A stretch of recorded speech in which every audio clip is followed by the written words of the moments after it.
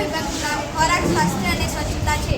પ્રસ્તાવના. આજના સમયમાં વાહન વ્યવહાર અને ઔદ્યોગિકરણ ખૂબ જ વધતું જાય છે. તેના લીધે હવાના પ્રદૂષણમાં ખૂબ જ વધારો થઈ રહ્યો છે. જેના લીધે અસ્થમા, આંખ, કાન, નાક, ગળામાં બળતરા થવી વગેરે જેવી સમસ્યાઓ ઊભી થઈ રહી છે.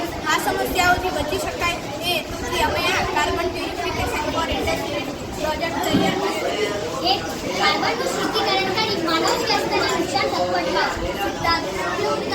ઉર્જામાં રૂપાંતર ઉર્જાનું બધી ઉર્જામાં રૂપાંતર. સાધન એડેપ્ટર, મોટર, રોલર માટે પાઇપ, કન્વેયર બેલ્ટ, પાણીની ટાંકી, પાણી, બ્રશ વગેરે.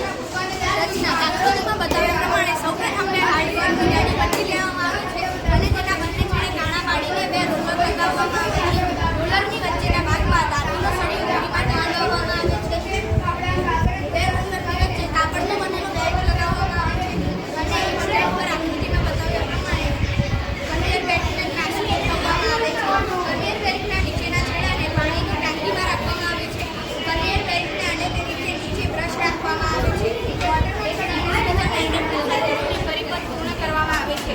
કાર્યપદ્ધતિ. જ્યારે સ્વિચને ચાલુ કરવામાં આવે છે ત્યારે મોટર ખુલે છે અને કન્વેયર બેલ્ટ બંધ થાય છે. કન્વેયર બેલ્ટની નીચે સીસીએસ સ્તરમાંથી ધુમાડો બહાર નીકળે છે. તે ધુમાડો કન્વેયર બેલ્ટ સાથે જોડાઈ જાય છે.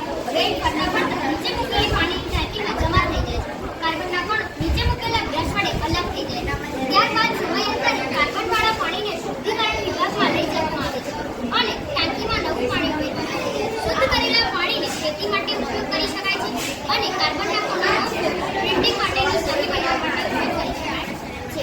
ઉદ્યોગ અને ફાયદા. ધુમાડામાં રહેલા કાર્બનના કણોને અલગ કરી શકાય છે. હવાનું પ્રદૂષણ થતું અટકે છે. ઉદ્યોગોમાંથી નીકળતા પાણીનો ઉપયોગ ખેતી માટે કરી શકાય છે, જેથી સિંચાઈ માટે પાણીની બચત થાય છે. કાર્બનના કણોનો ઉપયોગ પ્રિન્ટિંગ